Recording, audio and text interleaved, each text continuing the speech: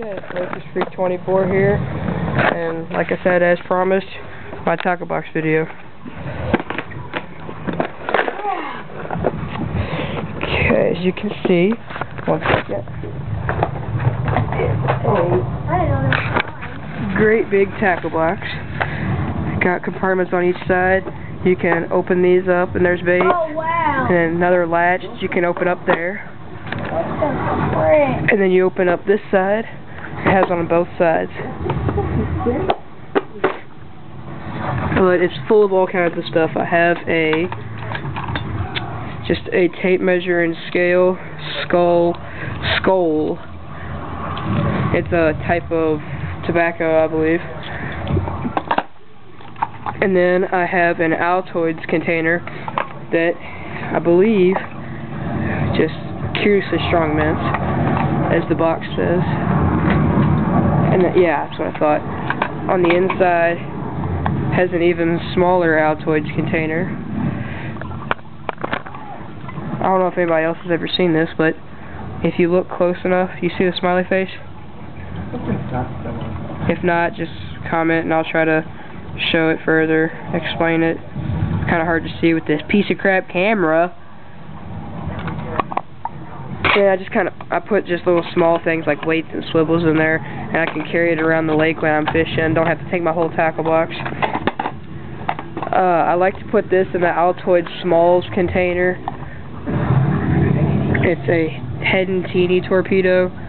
Great little bait for bass and bluegill and crappie. This I caught a 6-pound bass on at the river, so y'all might want to pay attention to this.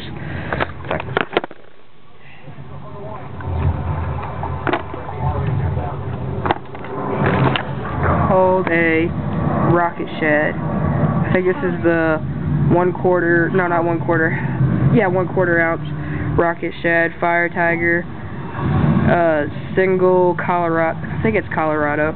If it's not, please correct me in my comments, because I'd like to know what it's called. And it's just got a double hook on the back of it. You can hear my brother's getting very mad. But yeah, I just threw it out and reeled it in, and I also hooked a nice catfish on it. I think it mistook it for a shad. But yeah, and then I wanted to share with y'all, I caught my biggest bass on a worm.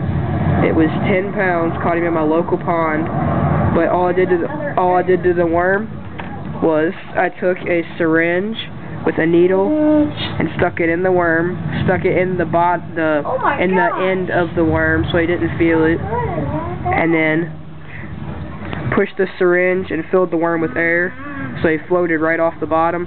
Bass came almost immediately and took him. Oh my gosh! It's a great fight too. On 4-pound line. It took a while, but I got him in. I have a couple pictures of him on my phone, but my phone doesn't have internet, so I can't upload them. I would if I could. And then these things right here, these I use for bluegill and crappie and bass. My dad caught a 4-pound bass on one of these, biggest bass in one of the ponds, but they're called a snap bean. It's like a mini crankbait with one little treble hook on the bottom. As you can see, a little treble hook. And they come in 2 different sizes. There's that size, and there's a much bigger size. And they both sink at, I believe, 1 foot per second. And yeah, they're great little baits, and they rattle, so they attract a lot of fish. And then just basic stuff in here. Got a digital Rapala 15-pound scale. Nothing out of the ordinary. Popper, jigs and spinner baits. An old trout bait that my grandpa gave me. Berkeley Realistics. Like I said, these things are amazing. This one's got a jig head, painted jig head. All kinds of crankbaits and swim baits back here. I don't know if anybody has ever seen one of these, and if you have, please, would you let me know what they are? It's just a yellow fish, 2 treble hooks, you can see, and it's got a small wire connected to what looks like a fly that doesn't have a hook, and then a swivel type thing that you tie your line to. My grandpa also gave this to me. If anybody knows what this is, please comment on this video and let me know what it is. I'd really appreciate it. Thanks. Look for that, if you do. If you don't, I won't be mad, because you probably don't know what it is. My friend gave this to me. I traded him a couple baits for it. 1 second, gotta get the hook out of my finger. Okay, as you can tell, I'm not the most coordinated when it comes to handling these. It's called a Mepps Comet, but it's a rubber shad on a spinner, and it's got 2 hooks in it, one here and right here on the tail, and it's like a rooster tail. Great little bait. Caught quite a few on that. A spinner from the 70s, or no, spoon from the 70s. I haven't caught anything on this because I didn't use it because I don't want to lose it. It's my grandpa's. But it's got the hook on the bottom. It's a single hook, and it's screwed into the back of it. I don't think I'm ever going to use it because I don't want to lose it.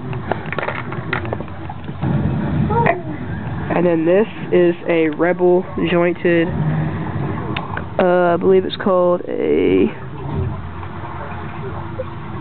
Pro Lure, is what it says on the bill. But it's jointed and it's a Rebel. It's a really good bait. It's small, so fish can, if they see it, they're going to eat it, because almost every fish in the water is bigger than this thing. Great little bait, like I said. And then over on this side, just plastic worms and frogs. Of course, I don't get any shells off the little paper. Pocket knife. More worms, more frogs, and realistics right here. And then a little jig type thing that I found at my pond. This has been Lakers Freak 24. Thanks for watching. Rate, comment, and subscribe. And also check out The Average Fisherman, River 7832, also known as Fat Boy Dan, Aqualung, and Road Snake 90 Road Snake. Those are all great catfishing and fishing profiles. They have a lot of great videos, and thanks for watching.